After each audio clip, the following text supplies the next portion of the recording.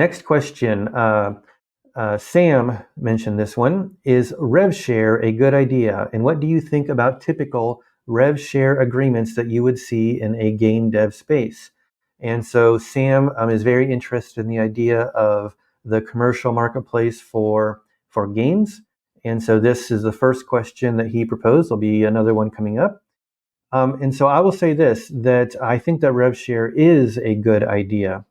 And so the typical agreements, the next question is gonna dig into the typical agreements more. But I will say this, that the things that I want to make sure is that I want to make sure that we know how long an agreement is good for, and I want to make sure that I know who has what rights. And if we know those things, then I think a RevShare is a good plan. Now, this is going to dovetail in with another question coming up, is I want to make sure that it's very clear if this is or is not a partnership.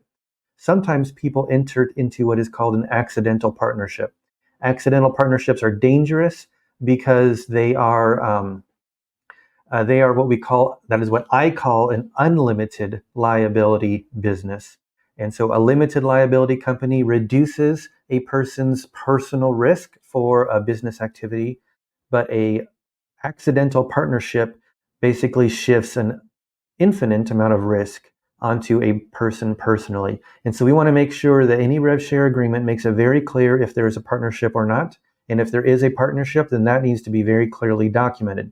And so you are absolutely going to want RevShare agreements reviewed by an attorney. But here's why I think that they're good, and that is that on any team, that you're going to have a person with one skill strong and one skill weak, and that person will hopefully have another person on their team who can complement their skills. And so, for example, you might have a person who is an excellent developer and maybe even an artist. And I actually know a few people who are good even at the audio, which is a part of game dev that people don't think about often.